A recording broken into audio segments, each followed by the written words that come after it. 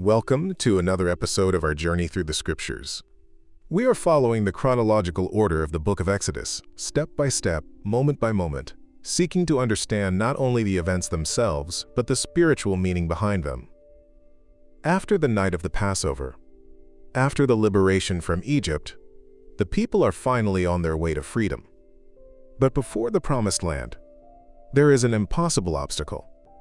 Today we arrive at the moment when Israel discovers that sometimes God does not remove the obstacle. He opens a path through it. This is the story of the Red Sea. And at the end of this episode, there will be a deep reflection for your life.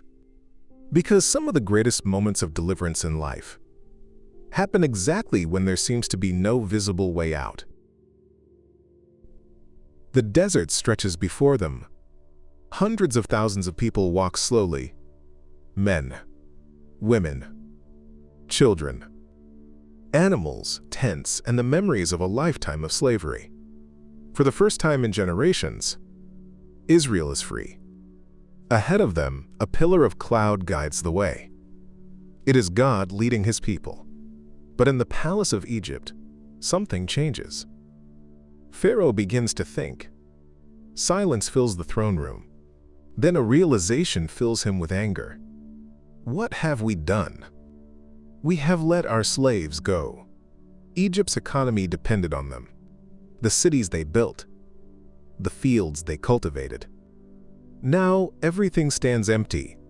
Pharaoh refuses to accept defeat. He immediately orders, "Prepare the chariots." 600 chosen chariots, the best warriors of Egypt, the most powerful army of the time. Dust begins to rise on the horizon. Meanwhile, Israel continues walking, until finally, they arrive before the Red Sea. Water as far as the eye can see. No boats. No bridge. Then someone looks behind them.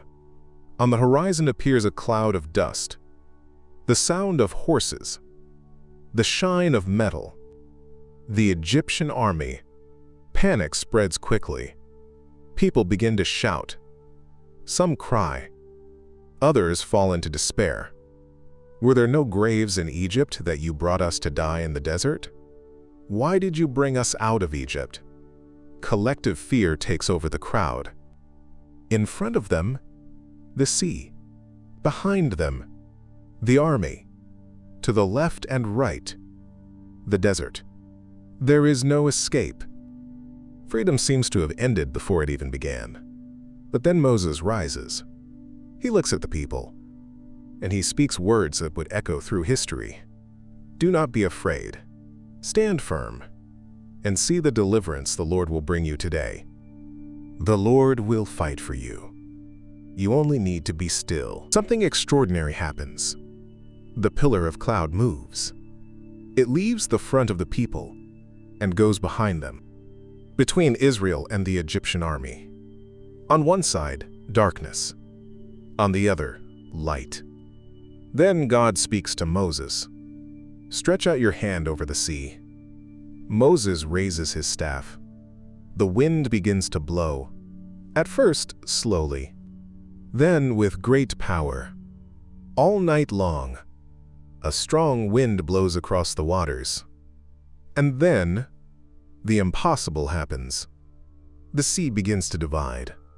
The waters rise like towering walls. And in the middle, a path of dry ground appears. The people stare in silence. The impossible now stands before them. God did not remove the sea. He opened a path through it. And then, Israel begins to cross, step by step, between two gigantic walls of water, children holding their parents' hands, the elderly walking carefully, thousands of people crossing the floor of the sea. But the Egyptian army does not stop. Pharaoh orders the advance. The chariots enter the open path. Horses charge forward. Wheels spin. They believe they can still capture Israel. But then, something begins to go wrong. The chariot wheels begin to stick. The ground becomes heavy. Confusion spreads among the soldiers. They shout, "Let's get away from here." The Lord is fighting for them. But it is already too late.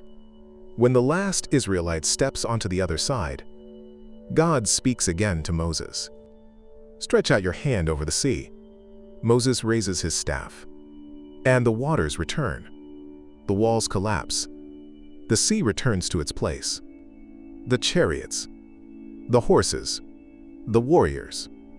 The entire army of Pharaoh is swallowed by the waters. The power of Egypt disappears in that moment. The greatest empire of the time could not pass through the path that God opened.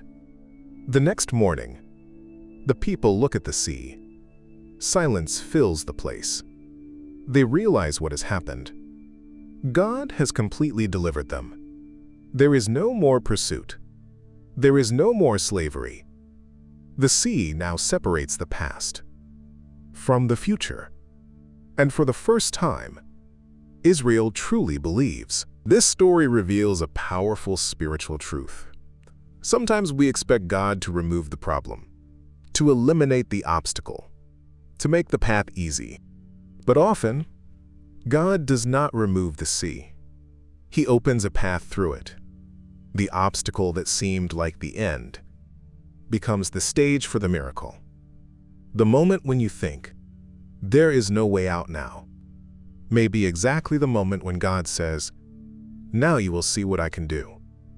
Because true faith is born when human solutions come to an end. But Israel's journey is only beginning. After the miracle comes the desert. After the victory comes the test. In the next episode, the people who crossed the sea will face a new challenge: hunger and thirst in the wilderness. And God will show that deliverance is not only about leaving Egypt, it is about learning to trust daily in divine provision. We will see you in the next episode of our journey through the Scriptures.